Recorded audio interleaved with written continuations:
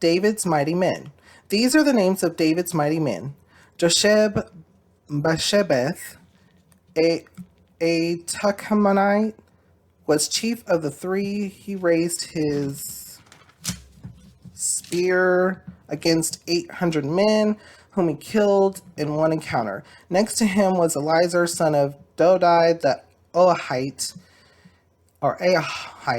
as one of the three mighty men. He was with David when they taunted the Philistines gathered at Pasdemim for battle.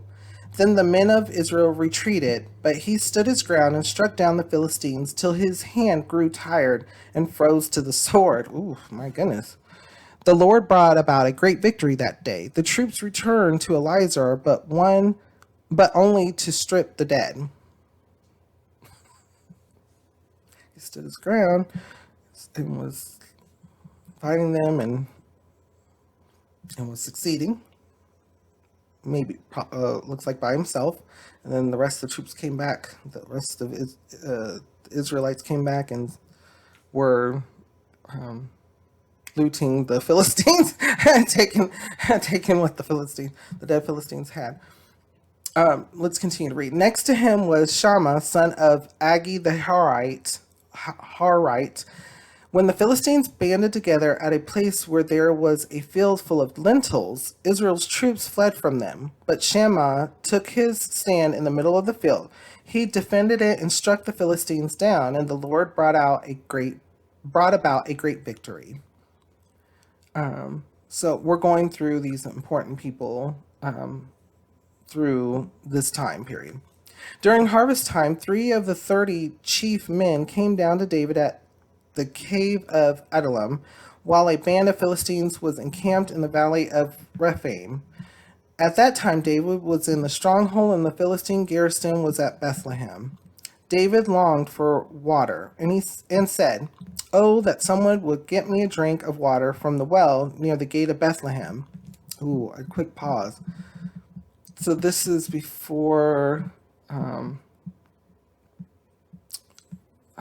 they overtook Bethlehem, which became the city, Bethlehem, which Jerusalem became the city of David. Anyways, this is like going back. It's going to jump back and forth between past and present, and so this is very interesting. Take note of this for what actions are going to be taken. So this David asking for water, and he's saying, "Oh, I want water that's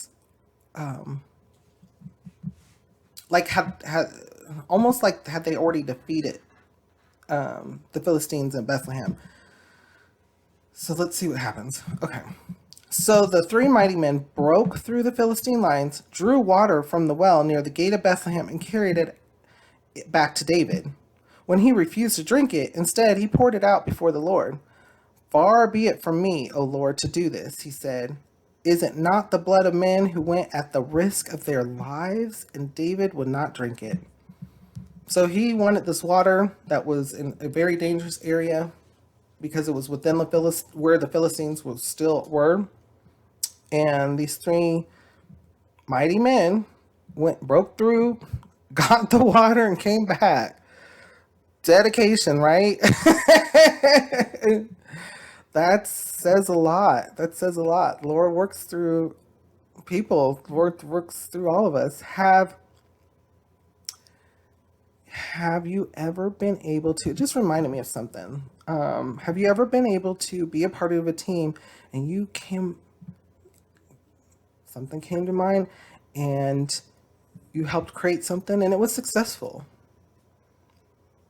And everybody was like, "Wow, without you, we wouldn't have been able to do what we did, or without you, we wouldn't have made our accomplishment." Has that happened?